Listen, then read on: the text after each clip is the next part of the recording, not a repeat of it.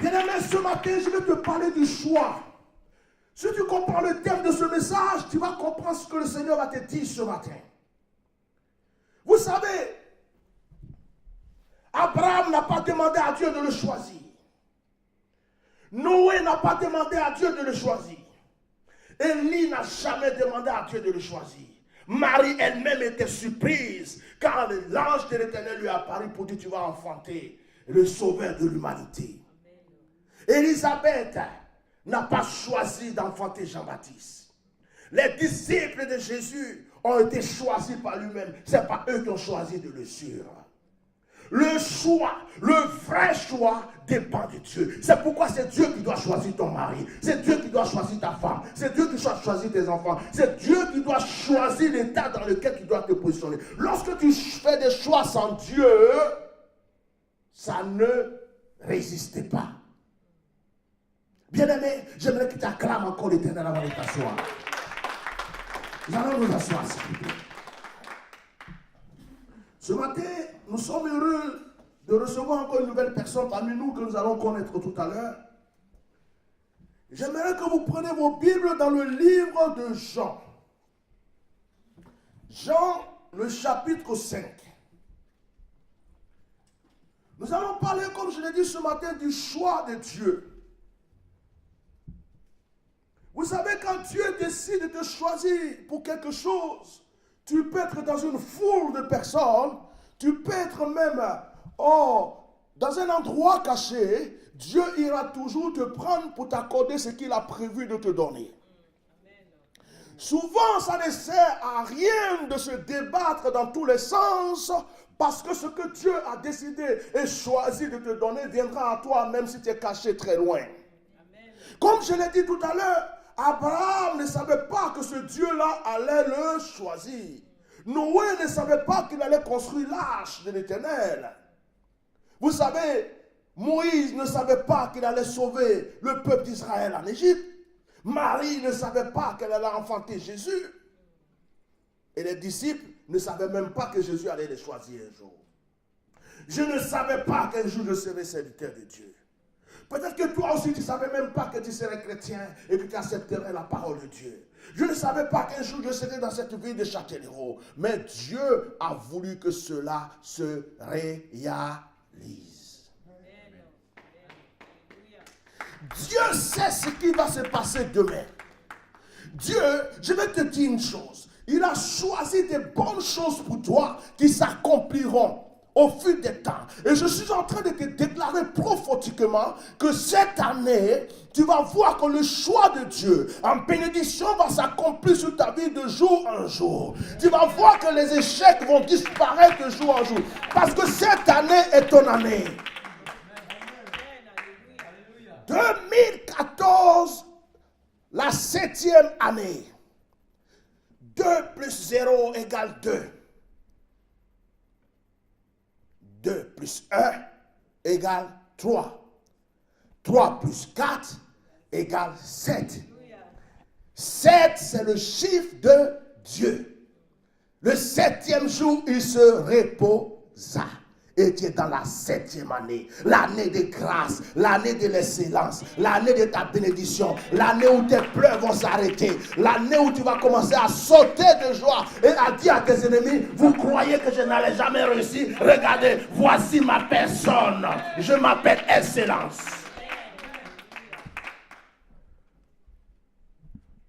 Lorsque Dieu t'a choisi, on peut tout faire. Certaines personnes peuvent te dévancer. Certaines personnes peuvent être riches avant toi.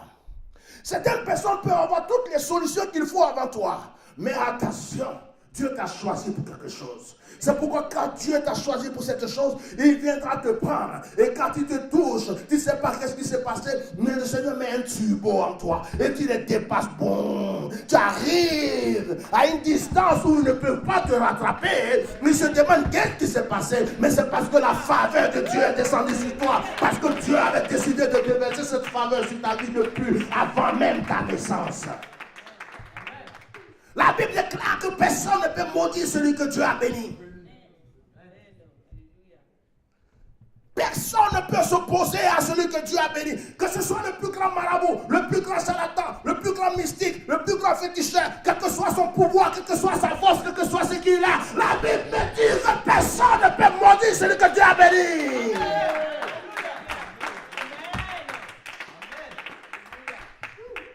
Des gens sont en train de courir après des marabouts, des charlatans. Il y a des gens qui ne croient pas à Dieu, mais ils sont prêts à vider leur compte pour aller voir un marabout, pour aller voir un mystique, pour aller voir un charlatan. Et écoutez-moi, celui qui a la puissance et au-dessus de toutes choses, il s'appelle Jésus-Christ de Nazareth.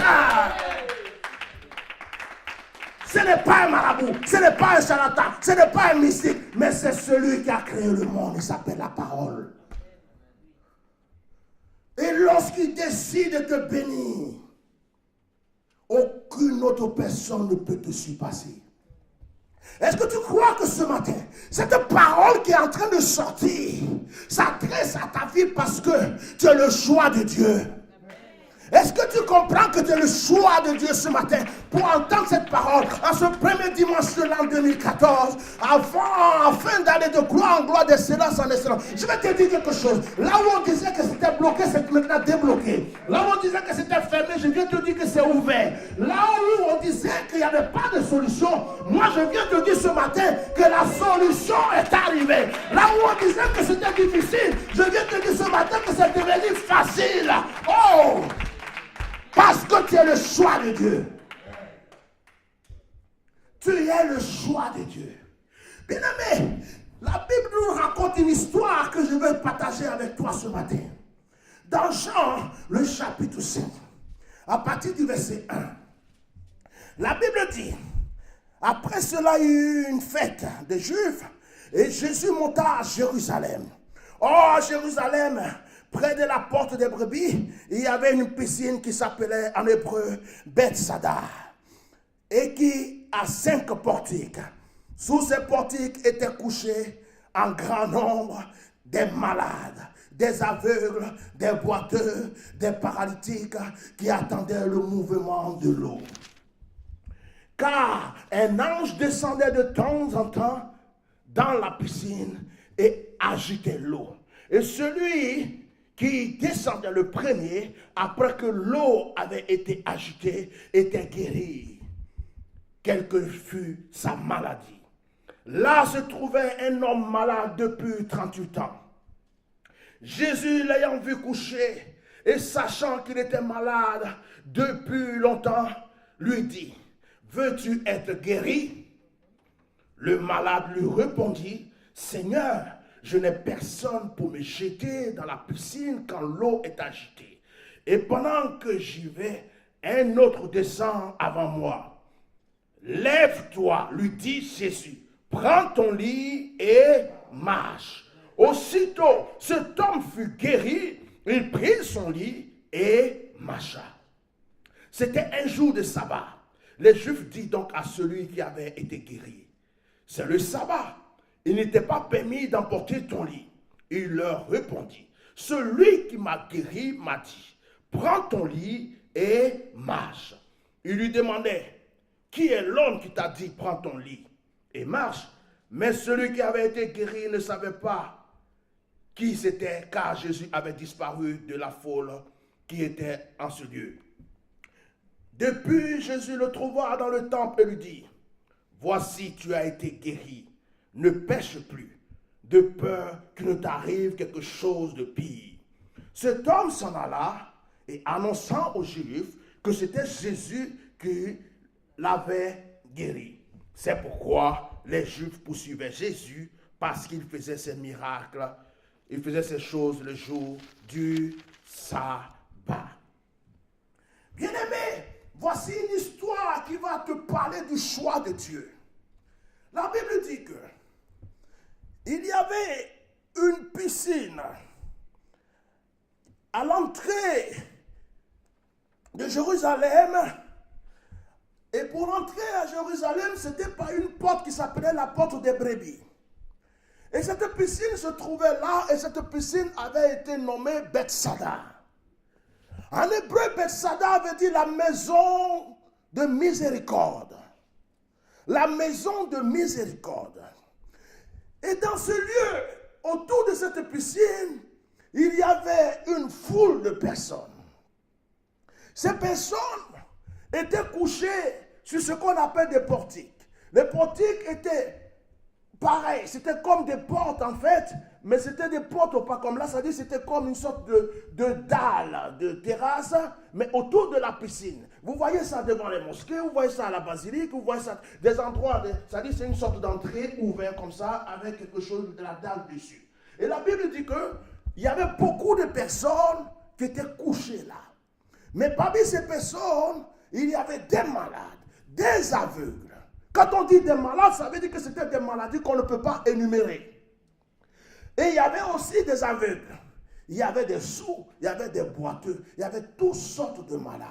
Et toutes ces personnes attendaient quelque chose.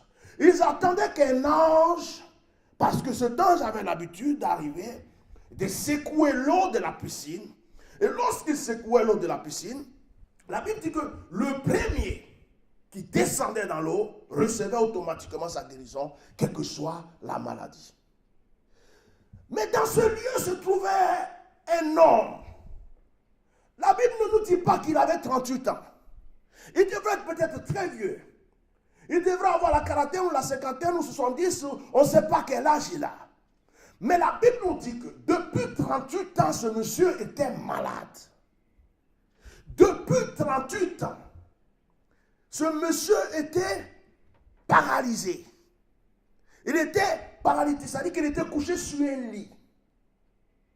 Alors, si tu es paralysé et que tu es couché sur un lit, imaginez le temps que tu vas prendre pour te lever pour faire la course avec les autres. Même l'aveugle va plus vite que toi.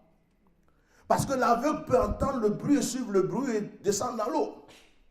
Et ce monsieur était là depuis 38 ans en train de souffrir. Bien-aimé, il n'avait plus l'espoir. Il n'avait même plus le courage d'aller descendre dans l'eau.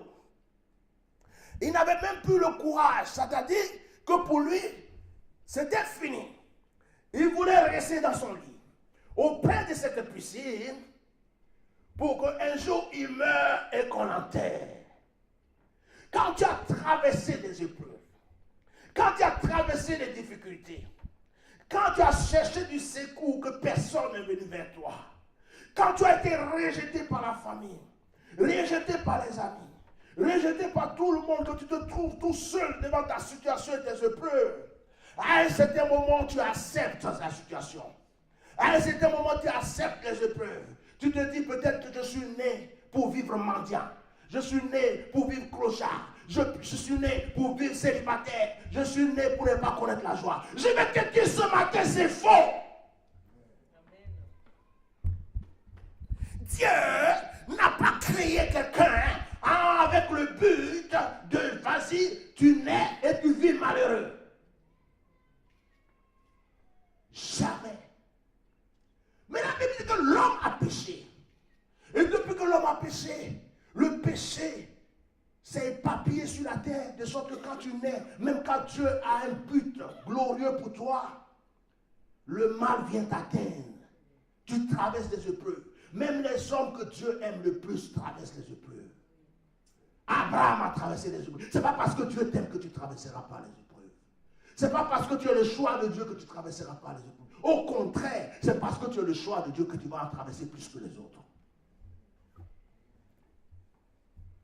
Et ce monsieur était là, il était découragé.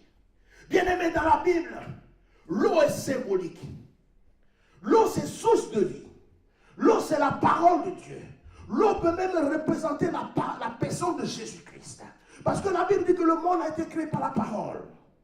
Et l'eau est source de vie. Et l'eau représente la parole. Et donc cette eau-là pouvait représenter Jésus qui guérissait ses malades. Mais il fallait que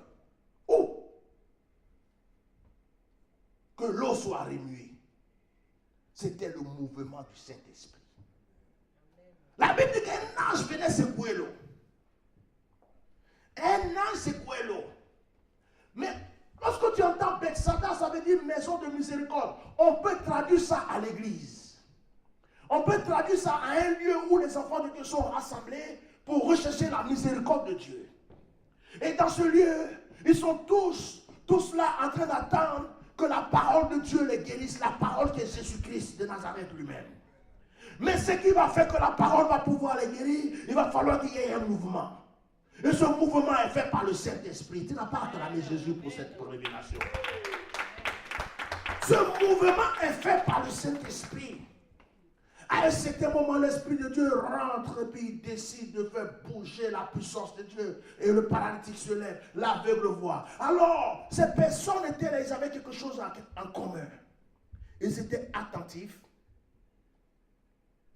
Ils n'étaient pas distraits. Tout le monde surveillait l'eau.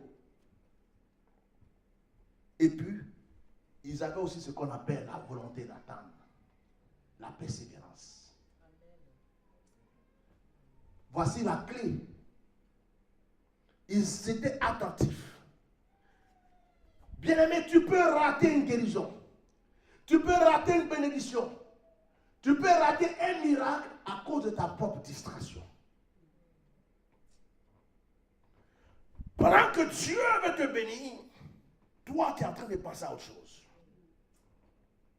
Pendant que l'Esprit de Dieu te dit, va prier parce qu'il y a telle chose qui va arriver, tu dis, Seigneur, moi je préfère le lit. Surtout que là, je viens de changer le drap, il sent trop bon. Il y a un miracle qui s'est passé hier.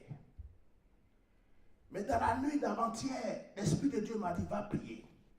Il dit, Seigneur, ça ne peut pas attendre. Il dit, va prier. Je suis resté la nuit dans ce lieu en train de prier. Et je demandais des choses à Dieu. Les âmes, j'ai dit, Seigneur, il faut que l'église soit remplie maintenant. Tu nous as amenés sur ce terrain neutre.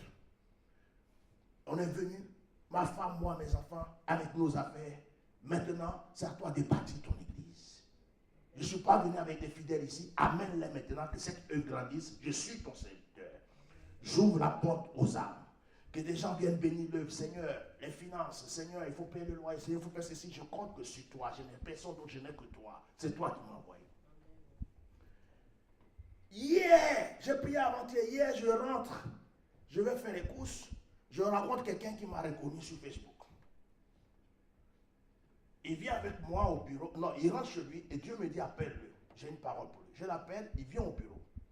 Il arrive, l'Esprit de Dieu, je commence à détailler sa vie. Sur 3 domaines que je n'ai pas besoin d'énumérer ici. Mais il était là, il me regarde comme ça. Il dit, mais tu es de Dieu, tu es de Dieu, tu es de Dieu. Et on a terminé, on a prié. Il dit, pasteur, ça fait un moment que je ne paye plus ma dîme. J'étais fidèle, mais j'avais tout arrêté et je commençais à avoir des problèmes. C'est quelqu'un qui travaille dans l'électronique. Quelqu'un qui a un bon salaire. Je l'ai regardé, je dis, mais est-ce que depuis un moment, tu ne remarques pas que ta vie est bloquée? Il y a des choses qui ne vont pas. Tu voulais te fiancer, mais c'est tombé à l'eau. Je commence à tout lui dire. Il dit, mais pasteur, mais comment vous faites? Vous êtes de Dieu. Il dit, Dieu me parle. Maintenant, fais une alliance avec Dieu et reprends, oublie le passé. Il dit, il y a des choses que je n'ai pas envie de te dire, que Dieu même m'a dit. C'est-à-dire concernant le péché que je ne vais pas toucher ici parce que Dieu a oublié. Maintenant, avance. Il dit, pasteur, dans 3 minutes, je suis là. Il allait retirer, il est venu me donner sa dîme. Pourtant, j'étais en train de dire, Seigneur, avec ce découvert, est-ce que le banquier ne va pas m'appeler pour prendre la carte? C'est une miette, c'est comme une goutte d'eau que je vais jeter quand même dedans pour qu'il sache qu'il y a une petite entrée. Dieu m'a prouvé que si je ne suis pas distrait, je pourrais saisir les bonnes choses. Tu as demandé quelque chose à Dieu. Il vient te donner la chose, mais pendant qu'il vient, tu n'es plus disposé à prendre la chose. Regardez ce monsieur. Depuis 38 ans, il ne croyait même plus à sa guérison. Jésus qui est la parole de Dieu. Les autres descendent dans la piscine. Lui, celui-même qui représente la parole de Dieu faite et chair vient devant lui. Il lui dit, oh my God. Il lui pose une question. Est-ce que tu vas être guéri? My God! Ça fait 38 ans que je souffre. Tu viens me poser une question pareille? Ma première réponse est oui, même si je ne te connais ou pas. Oui, messieurs, je veux être guéri tout de suite même. Il n'a pas répondu à la question. Jésus lui demande, est-ce que tu veux être guéri? Il dit, de toute façon, voilà, je vais vous traduire sa réponse. De toute façon, à chaque fois que je veux aller dans la piscine, quelqu'un est déjà parti. Donc, le temps que j'arrive, il commence à se justifier. Il commence à expliquer son problème, alors que la solution était devant lui.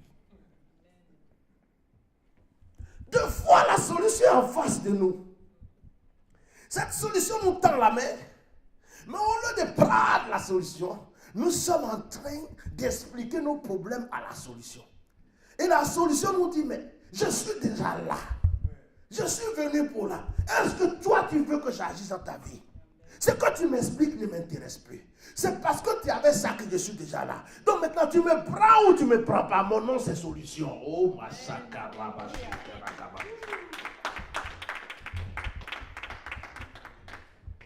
Quand la solution vient vers nous, deux fois, ça nous surprend tellement qu'on a du mal à croire que c'est la solution. Oh, ma fille, quelque chose va se passer dans ta vie. Ce n'est pas par hasard que tu es là ce matin. Tu devrais venir voir depuis longtemps. Mais à chaque fois, ça a échoué. À chaque fois. Et cette fois-ci, sans le prévoir, Dieu même t'a fait passer comme ça, et tu es arrivé là aujourd'hui. Parce que l'Éternel voulait que je t'adresse une parole. Il y a quelque chose qui va commencer avec toi cette année. L'Esprit de Dieu est en train de me dire, il y a un projet que tu as mûri depuis longtemps, mais que tu as mis presque dans le placard. Concernant ta vie. Ça va se réaliser. Le Seigneur est en train de me dire, tu as mis dans le placard, pas parce que tu ne pouvais pas le réaliser, mais tu as préféré gérer beaucoup de choses familiales. Maintenant, ton temps de t'occuper, l'Esprit de Dieu me dit comme ça, ton temps de t'occuper de toi est arrivé. Le Seigneur me dit, tu t'es assez occupé des autres. Ton temps de t'occuper de toi-même est arrivé. De vivre ton rêve est arrivé. De vivre ton plaisir est arrivé. Est-ce que tu crois à cette parole? Est-ce que ce que je suis en train de dire vient de Dieu? J'aimerais que tu viennes taper ma main, s'il te plaît. J'ai des paroles qui sortent pour toi. Ce matin, tu n'es pas venu ici pour rien. Oh, reste avec moi. Je vais prier en même temps avant de continuer mon message. Seigneur, merci. Oh, ma sakaria bakoshi. Père, cette femme, cette fille, ta fille, Seigneur, a vu sa grandeur un jour. Les projets sur le plan international qu'elle a eu. L'investissement que, Seigneur, elle voulait établir en Afrique. Mais certaines situations sont venues qu'elle a tout arrêté. Elle regarde pour voir comment vont se passer les choses avant qu'elle s'y mette. Pendant ce temps, il fallait gérer la famille. Pendant ce temps, il fallait, Seigneur, attendre que ton temps lui-même arrive. Père, tu es en train de me dire qu'il y a un fonds que tu vas débloquer pour elle. Ça va la surprendre et elle va accomplir maintenant ce projet. Seigneur, tu es en train de me montrer, oh my God, je vois, si je vais être précis, c'est 3 personnes. Mais parmi ces 2 personnes, je vais dire 2, et c'est des femmes. Elles ne sont pas ici en Europe, elles sont en Afrique. C'est comme si elles t'attendent. Elles sont prêtes, ces personnes, parce qu'avec elles, tu vas pouvoir réaliser des choses. Et ces personnes vont te représenter. Dieu me dit de te dire d'avoir confiance à ces personnes. Le Seigneur me dit que d'autres personnes n'ont pas été bien, d'autres personnes n'ont pas été sincères, d'autres personnes n'étaient pas de lui. Il dit, mais ces 2 personnes vont te faire prospérer parce que ça va se multiplier. Quand Dieu me parle, je ne sais pas pourquoi il m'amène dans certains domaines, mais il sait pourquoi il le fait. Tu as été une source de bénédiction pour ta maison, tu as été une source de bénédiction pour ta famille. Tu es rentré dans la vie de quelqu'un, tu lui as apporté la paix, tu lui as apporté le bonheur. Sans toi, il ne serait pas l'homme heureux qu'il est en train d'être aujourd'hui. Rejeté, regardé, de je ne sais pas de quoi. Toi, tu es venu dans sa vie, tu lui as apporté la lumière. Il compte beaucoup sur toi. Tu lui as apporté la lumière. Une parole que je suis en train de recevoir, c'est ne t'inquiète pas de tes enfants. Ne t'inquiète pas pour l'avenir de tes enfants parce que tout est entre les mains de l'Éternel. Il a déjà tout tracé. Il y a eu un combat qui s'est mené contre ta vie. Sur le plan de la sorcellerie, beaucoup se sont déchaînés contre ton bonheur, contre ta réussite. Ils croyaient qu'ils allaient t'avoir. Ils croyaient qu'ils allaient pouvoir bloquer certaines choses. À un moment, Ils ont cru t'avoir parce que Dieu les regardait faire. Mais le Seigneur les a suppliés. Et tu es dans une position où personne ne peut te toucher actuellement. Aujourd'hui, si tu es là, c'est parce que le Seigneur veut que je dépose sur ta vie un nouveau manteau.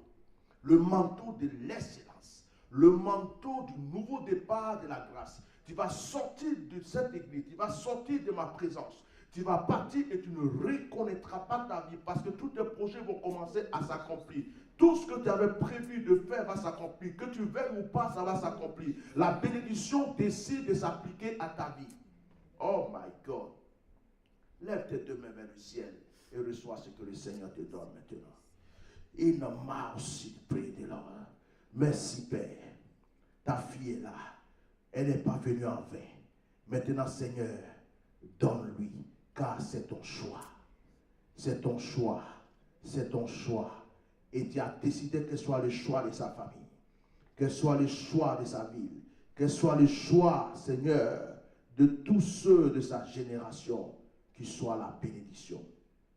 Je t'éveille ciel, cette nouvelle grâce, cette nouvelle onction. Surveille-la, Stéphane. Que l'amour de Jésus, la puissance et la nouvelle gloire l'envahissent, qu'on ne la reconnaisse plus.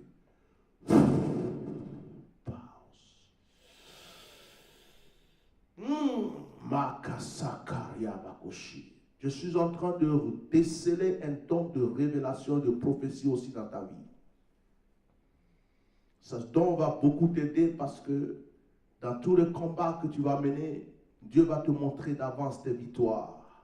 Tu vas dormir, il va te montrer des choses pour lesquelles tu dois prier et des choses que tu vas voir vont se réaliser. Je suis en train de déceler qu'à cause de toi, beaucoup de personnes vont recevoir la délivrance parce que Dieu va leur montrer des situations et quand tu vas prier ça. Stéphane, surveille là, l'onction de Dieu, la puissance de Dieu sur sa vie aujourd'hui pour quelque chose de nouveau. Ma city te proud. Aide-la. Laisse-la. Bien-aimé, pendant 38 ans, cet homme a souffert. Et la solution est venue devant cet homme. Tiens ma main. La solution est venue devant cet homme. Et cet homme était en face de la solution. Mais il était en train de se poser la question en se disant, est-ce que moi je serai un jour guéri? Jésus lui dit, est-ce que tu veux être guéri?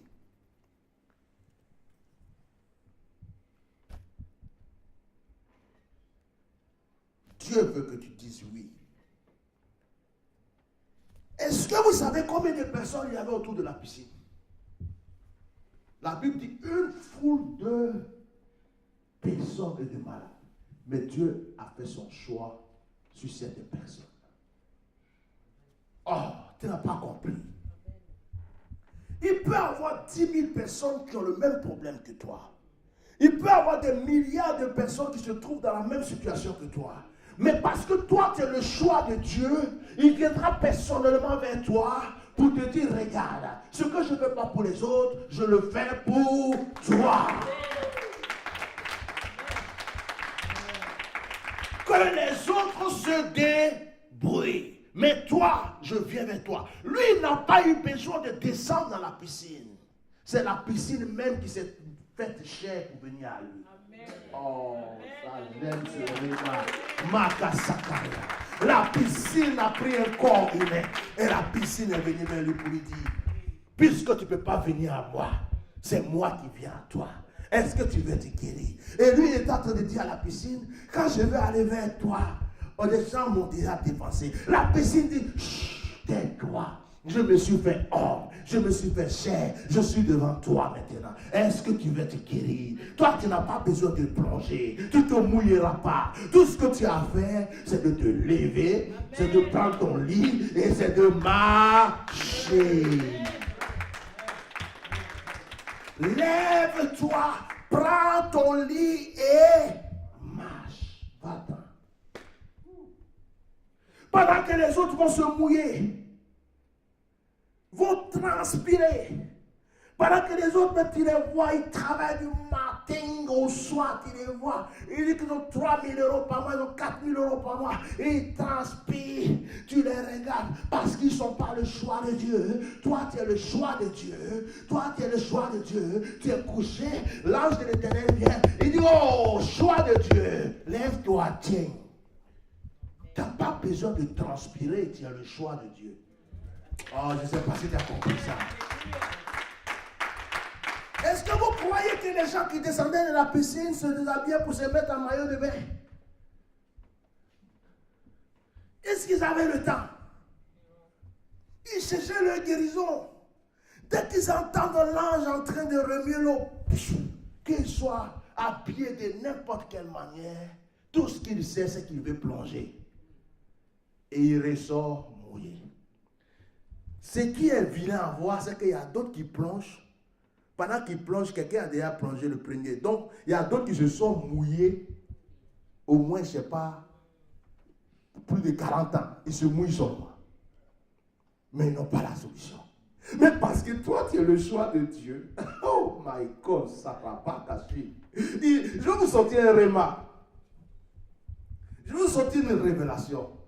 Ce monsieur, depuis les 38 ans qu'il était malade, ne s'était jamais mouillé parce qu'il était le choix de Dieu.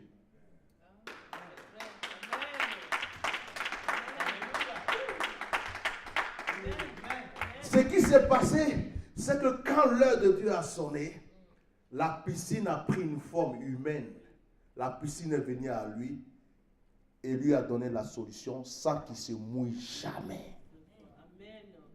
Quand tu es le choix de Dieu, tu ne transpires pas, tu ne te débats pas, tu ne pleures pas, parce que tu es déjà son choix. Et la solution est là. Oh my God. Le Saint-Esprit veut accomplir des choses dans ta vie. Il y a une seule chose que Dieu n'aime pas, c'est le doute. Quand tu doutes de ce que Dieu peut faire pour toi, Dieu te laisse réfléchir jusqu'à ce qu'un jour tu décides de croire en lui. Je vais vous sortir une autre remarque, une révélation. Est-ce que vous savez pourquoi Jésus a demandé à ce monsieur, veux-tu être guéri? Est-ce que Jésus ne savait pas qu'il avait besoin d'être guéri? Jésus savait que ce monsieur, depuis 38 ans, d'ailleurs, il est venu exprès pour le guérir. Mais pourquoi est-ce qu'il lui pose la question, veux-tu être guéri? Pourquoi? C'est parce qu'il voulait provoquer la foi dans la vie de ce monsieur, afin qu'il saisisse sa bénédiction. Amen. Bien-aimé, verset 6 dit, Jésus l'ayant vu coucher et sachant qu'il était malade depuis longtemps. Ça veut dire que Jésus savait qu'il était malade depuis longtemps. Le verset 6 dit, Jésus lui pose la question, veux-tu être guéri? Verset 7 dit, le malade lui répondit, Seigneur. Il appelle en plus Seigneur. Sans le connaître, il appelle Seigneur. Et il avait le Seigneur en face de lui. Au lieu de dire, merci Seigneur d'être venu à moi, je te bénis. Deux fois, au lieu de louer Dieu pour ce qu'il est en train de faire, nous sommes encore en train de prier pour le sujet.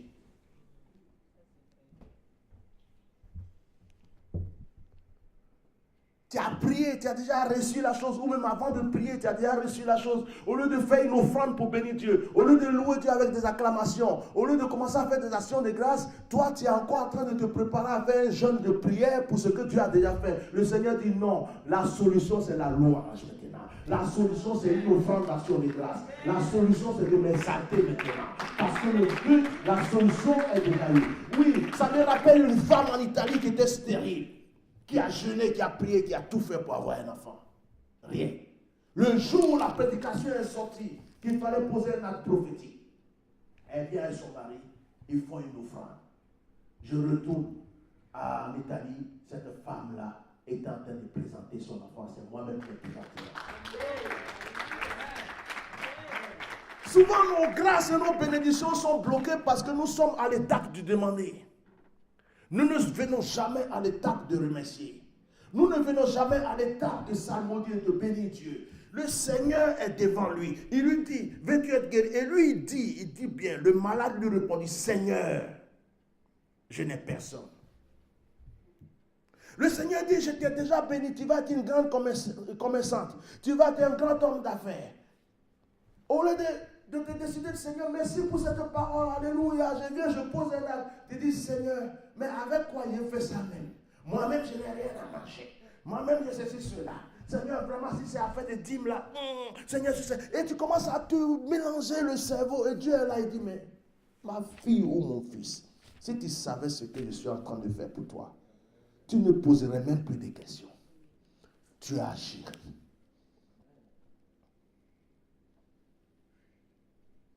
Quand Dieu prend un homme comme moi, il me dit, va dans une ville. Tu arrives, tu regardes, tu dis, il y a quoi dans cette ville? Et puis il dit, va.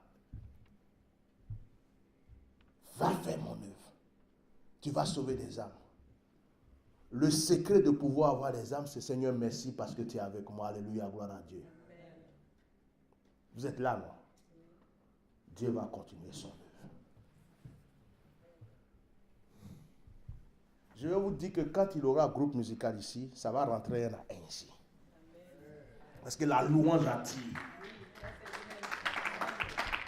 Alléluia.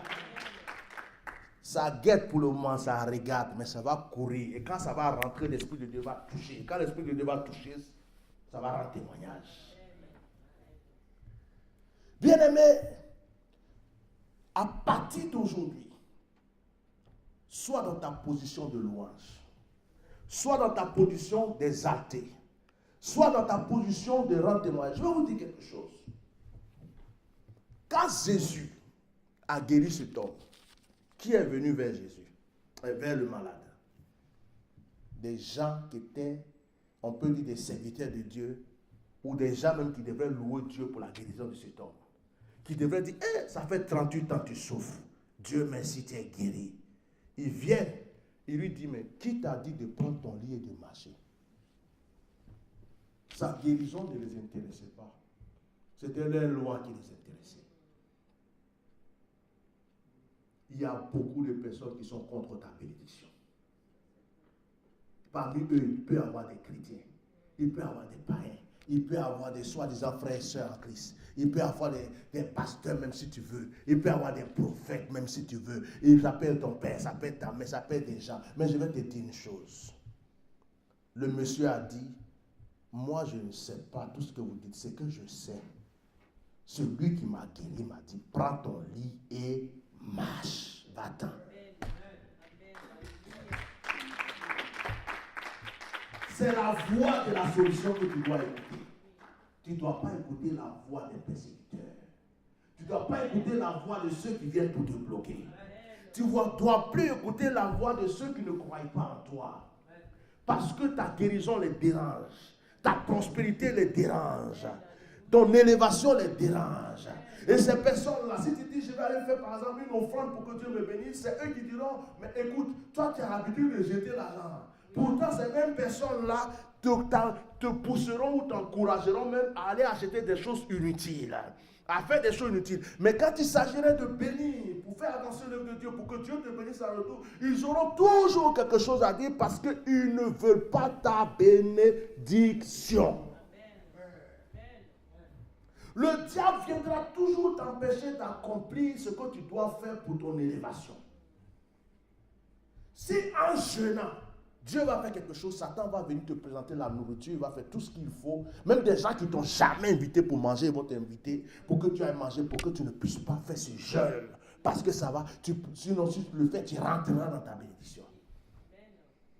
Si Dieu te convainc de faire une offrande parce que ça va t'ouvrir une porte de bénédiction, ton mari peut te dire non, ta femme peut te dire non, ton cousin peut te dire non, ou bien même ils ne vont pas te dire non, mais tu es là, le téléphone sonne. Et puis les nouvelles que tu n'avais pas envie d'entendre, ça vient. Ça veut dire que ce que tu as prévu là, c'est parti. C'est là que tu dois avoir la foi pour dire, si je n'étais pas là, vous allez faire quoi avec vos problèmes? Moi, je tiens à ma bénédiction, je fais d'abord ce que j'ai prévu, et après on verra pour vous. C'est là que le Seigneur a dit, mettez-moi à l'épreuve. Que Que ce message, bien-aimé, qui est le message du premier dimanche de l'année 2014, soit pour vous un message de bénédiction. Et que ça change votre vie. On a fait un programme ici il n'y a pas longtemps. Si je vous dis que j'ai fait le programme avec un compte vide, avec la foi, vous n'allez pas me croire. J'ai reçu l'homme de Dieu. Il a été nourri. Il a reçu une offrande. Tout ce qu'il faut, tout a été fait par la foi. Dès que le programme est fini, le banquier qui m'écrit, elle m'envoie un... Bon, mais si vous ne faites pas attention, mon chef va... J'ai dit, reste tranquille. Dieu va agir. Ça n'a pas duré. J'ai un fils qui est rentré au bureau. Il est venu. La somme même que j'ai pris pour faire l'offrande par la foi que j'ai mis, il est venu la même somme là. Il est venu me déposer ça en offrande au bureau. Comme si je lui avais dit, voilà la somme que j'ai donnée à l'homme de Dieu. Et les choses ont commencé à se stabiliser. Le propriétaire ici, il m'appelle. Il me dit, ouais. Je lui dis, attends. Je suis le choix de Dieu. Et parce que je suis le choix de Dieu, il a son temps pour agir. Et quand son temps pour agir arrive, il le fait. Moi, je ne transpire pas. Arrête de transpirer. Un chrétien qui transpire trop pur.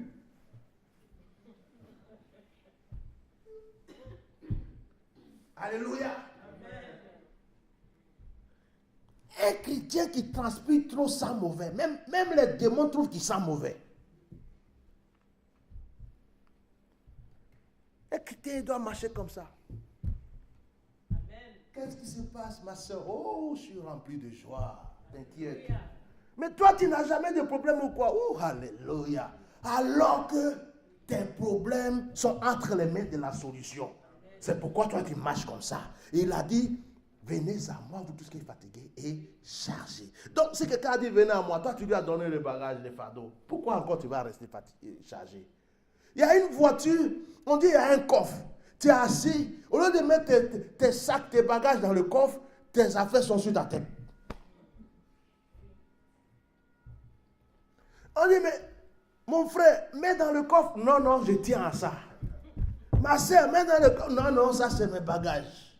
Mais le coffre, il sert à quoi? La solution est là. Remets la chose à la solution et toi, sois tranquille. La solution te demande qu'est-ce que tu veux. Moi, je veux faire du commerce international. C'est ça. Vous savez, Dieu demande à Salomon qu'est-ce que tu veux. Il dit, je veux la sagesse. Cette fois-ci, Dieu a eu pitié de lui. Il a dit, c'est tout ce que tu demandes. Bon, je vais te donner quand même la sagesse, mais avec la richesse. Si Dieu a fait ça, ce n'est pas à cause de Salomon. Dieu a fait ça à cause de son papa David. Dieu s'est rappelé de tout ce que David a fait. Il a dit à cause de David, cet enfant-là, il est bête. Je le rends intelligent, mais je le rends riche quand même à cause de David. Je vais te donner un réma. Salomon n'était pas intelligent avant d'avoir rencontré le Seigneur. Parce que quelqu'un qui a la sagesse ne demande pas la sagesse. C'est parce qu'il savait qu'il était très bête. Ça, tu n'as jamais entendu. Hein? C'est Bishop Ignace qui te dit ça. C'est parce qu'il savait qu'il n'était pas intelligent, il avait du mal à diriger le peuple de Dieu. Il se posait plein de questions. Il dit, Seigneur, le travail est trop dur, rends-moi intelligent. Dieu dit, je te donne la sagesse. Et la Bible dit qu'il a été l'homme le plus sage du monde. Parce que la sagesse qu'il avait ne venait pas d'un homme. Il n'est pas né avec. C'est la sagesse que Dieu lui-même a pris dans le ciel et il a mis en lui. Ce n'est pas la sagesse humaine qui était dans Salomon. C'était la sagesse divine qui était dans Salomon. Et Dieu lui a donné aussi la richesse divine. Quand Dieu te demande qu'est-ce que tu veux, demande-lui plus grand. Arrêtez les prières limitées. Je veux une Honda, je veux une Babi Oussou, je veux une mobilette. Dieu dit, mais on a fini avec ça. Les Chrysler 300C, les voitures qui roulent, les grosses voitures là, tu ne les vois pas, les grosses maisons. Seigneur, je veux une entrée couchée en Afrique. Je veux une chambre salon. Il dit, mais des païens sont en train de construire sur le terrain là-bas. Toi, c'est chambre salon, tu veux. Et Il dit, mais Dieu te regarde comme ça. Il dit, mais mon enfant, est-ce que tu es réellement mon enfant? Tu es sûr que tu viens de moi? Parce que moi, Dieu, je ne suis pas limité. Et un enfant de Dieu ne doit pas être limité.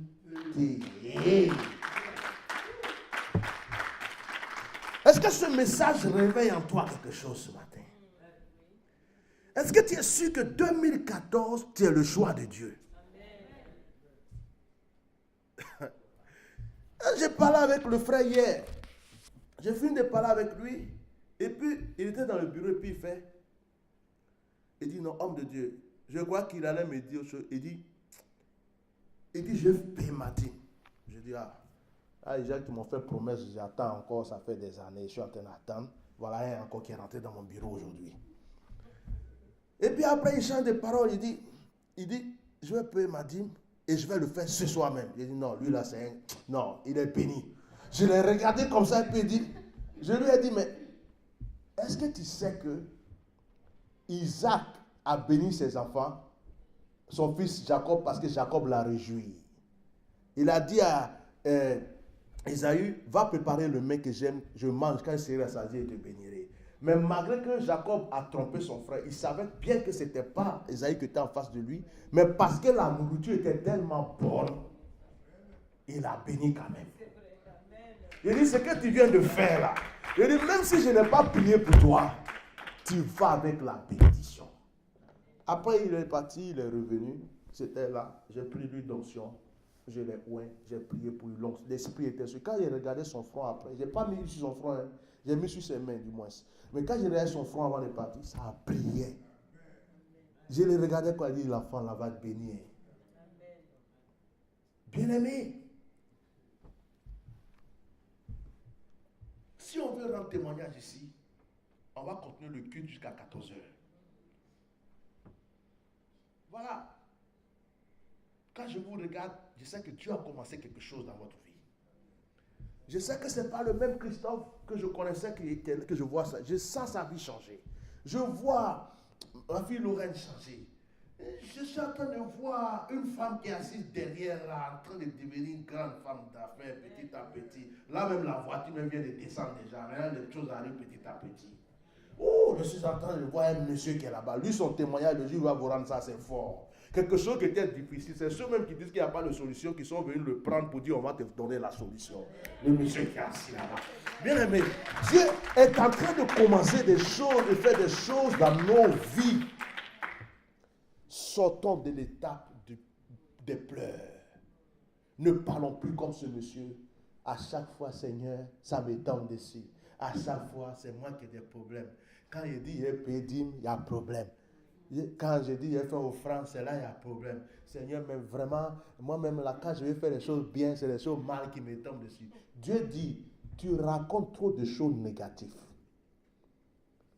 Sors le positif là. Seigneur, je t'aime, je sais que tu me béniras. Tiens. Seigneur, je sais que tu feras ceci. Tiens. Seigneur, je te loue. Seigneur, tu es grand. Fais ça et tu verras le résultat. Que le Seigneur Jésus vous bénisse ce matin.